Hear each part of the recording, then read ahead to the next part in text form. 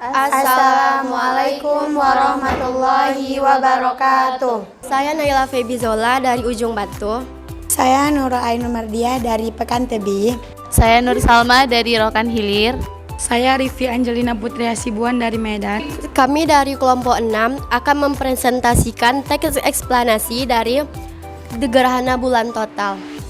Jadi di sini saya akan menjelaskan dari gerhana bulan total, yakni terjadi ketika seluruh bayangan umbra bumi jatuh menutupi bulan sehingga matahari, bumi, dan bulan berada tepat di satu garis yang sama.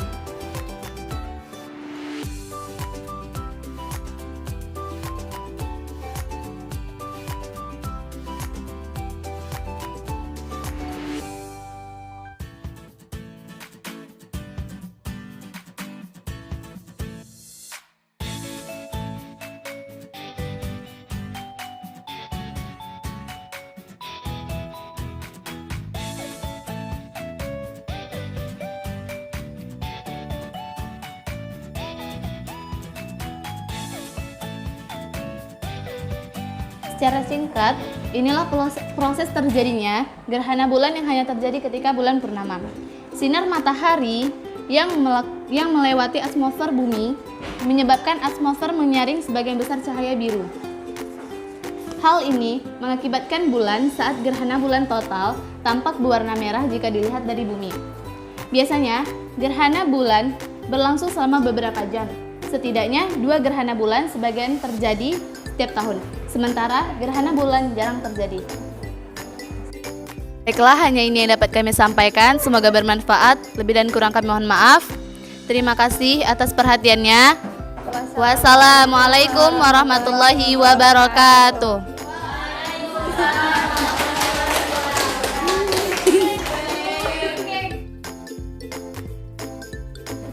Assalamualaikum warahmatullahi wabarakatuh.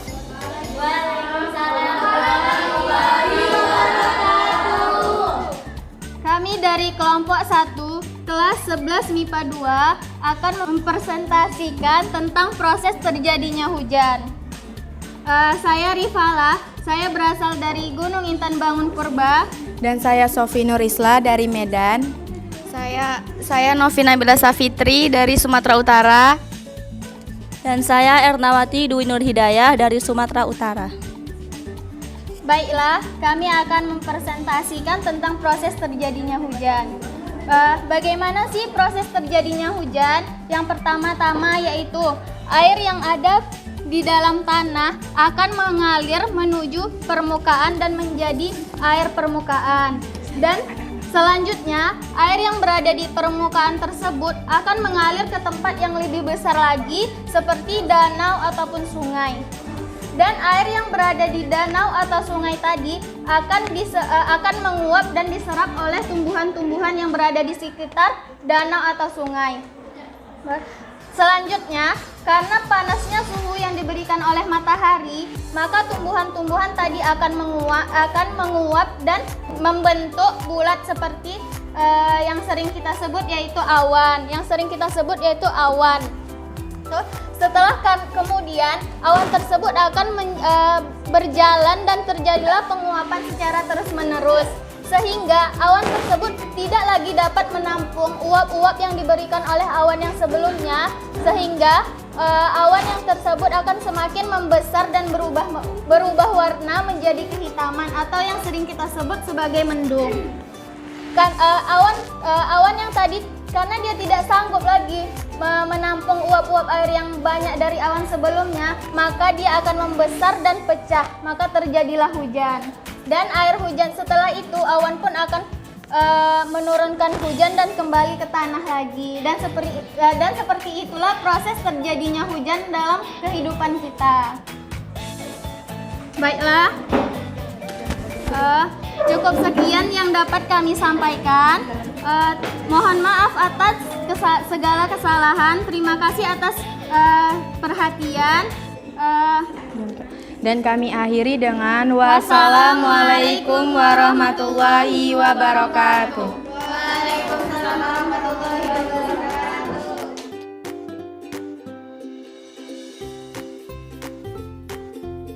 Assalamualaikum warahmatullahi wabarakatuh.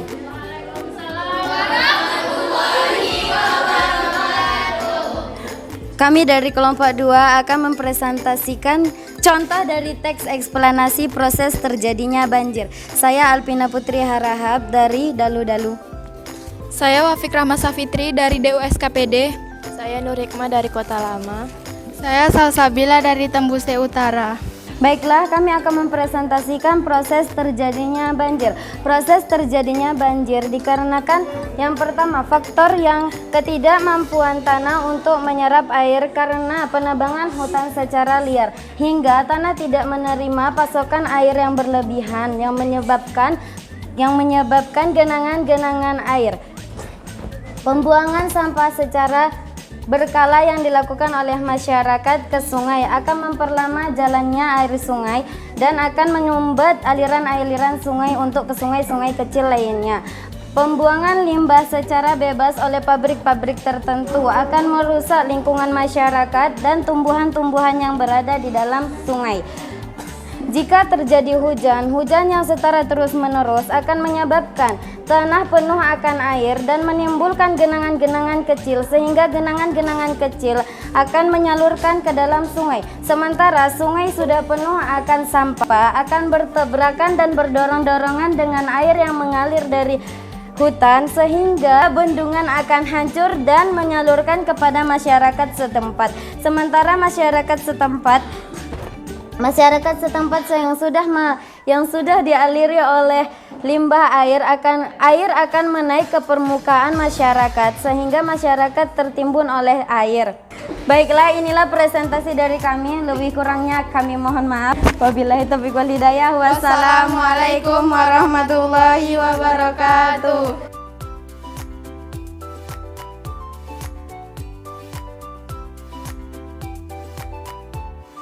Assalamualaikum warahmatullahi wabarakatuh.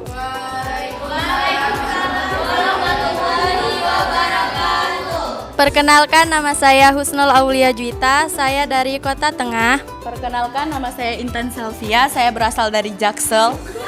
Perkenalkan, nama saya Dianwanti Sabila Lubis dari Medan. Perkenalkan, saya Irawati dari Dalu-Dalu. Kami dari kelompok 3 dari kelas 11 MIPA 2. Di sini kami akan menjelaskan tentang teks eksplanasi dan kami mengambil contoh dari proses terjadinya petir yang akan dijelaskan oleh Intan Selvia. Kemudian bahaya dari petir yang akan disampaikan oleh Irawati. Kemudian solusi menghindari bahaya petir yang akan disampaikan oleh Dianwanti Sabila Lubis. Baiklah, mari kita simak sama-sama penjelasan mengenai proses terjadinya petir yang akan disampaikan oleh Intan Selvia. Oke, di sini saya akan menyampaikan tentang proses terjadinya petir. Sebelum saya menjelaskan tentang proses terjadinya petir, kita harus tahu apa sih itu petir. Jadi, petir adalah proses pelepasan muatan listrik dari awan bermuatan. Perbedaan muatan yang sangat besar sehingga menyebabkan terjadinya muatan positif dan maupun muatan negatif. Jadi di sini ada ion positif. Nah, di sini ion negatif. Nah, di sini partikel air, di sini petir, di sini bumi. Pertama-tama, partikel air dan es terpisah. Kemudian muatan negatif, lalu muatan listrik positif naik ke bumi dan muatan negatif turun ke bumi. Apabila muatan negatif dan muatan positif bertemu, maka menjadilah petir yang menyambar ke bumi. Jeder. Dan cukup, itulah yang terjadi dari proses terjadinya petir. Selanjutnya yaitu adalah bahayanya petir yang akan disampaikan oleh Irawati. Kepadanya kami persilahkan. Baiklah, saya akan menyampaikan bahaya ataupun akibat dari petir. Yang mana petir ini akan menyambar permukaan bumi dan akan mengakibatkan kerusakan bumi itu sendiri. Dan karena petir ini mengandung listrik, yang mana karena listrik itu pula ia akan terciptanya percikan api yang dapat membakar daerah yang terkena petir, terutama pada pohon-pohon besar dan juga gedung-gedung. Dan yang kedua adalah konsleting listrik. yang mana terhentinya arus listrik yang mengakibatkan kebakaran dan juga mati lampu. Dan yang ketiga adalah apabila manusia terkena petir, maka ia akan gagal napas, henti jantung mendadak, dan bahkan meninggal. Dan mungkin cuma di sini penjelasan saya tentang akibat ataupun bahaya dari petir. Dan akan dilanjutkan oleh Dian. Solusi menghindari bahaya petir. 1. Mematikan listrik ketika ada petir. Jangan menghidupkan alat elektronik seperti TV, laptop, HP. Menghindari bahan berbahan besi dan kaca. Sekian dari kami, semoga bermanfaat. Dan kami mohon maaf apabila salah kata, salah bicara, dan salah menaruh rasa.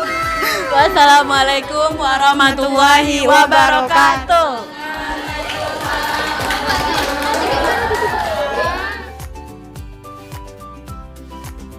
Assalamualaikum warahmatullahi wabarakatuh. Mana malu ya? Kami dari kelompok 4 ingin mempresentasikan proses terjadinya hujan. Saya Nabila Natasha dari Ujung Batu. Saya Yasni Arinda dari Ujung Batu. Saya Siti Rahmasari dari Pasir Pengarayan. Saya Ismi Anisatul Jannah dari Pasir Pengarayan. Mari kita simak bagaimana proses terjadinya hujan oleh moderator kita yaitu Yasni Arinda. Baiklah, saya di sini akan menjelaskan proses terjadinya hujan. Pertama-tama, matahari menyinari bumi, maka terjadilah penguapan air yang ada di permukaan bumi, di daratan dan di lautan menuju ke awan. Kemudian terjadilah kondensasi. Kondensasi adalah penggumpalan uap air di awan. Ketika awan bergerak karena hembusan angin, sehingga gumpalan-gumpalan uap air tersebut menjadi banyak, berat, dan akhirnya awan menghitam yang dikatakan mendung. Akhirnya turunlah hujan. Baiklah, itu saja yang saya sampaikan. Sekian dari kami. Assalamualaikum warahmatullahi wabarakatuh.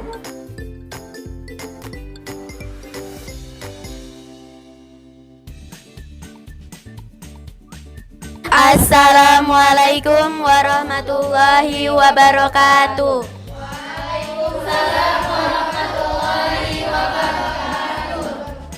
Perkenalkan, kami dari kelompok 5 dan saya Amanda Sabilillah berasal dari Kota Tengah. Saya Sarah Fiza berasal dari Dalu-Dalu. Saya Nimas Anjani dari Padang Lawas. Saya Suci Rahmadani dari Kota Tengah. Di sini kami akan menampilkan contoh teks eksplanasi yang berjudul proses terjadinya hujan yang akan disampaikan oleh Nimas Anjani.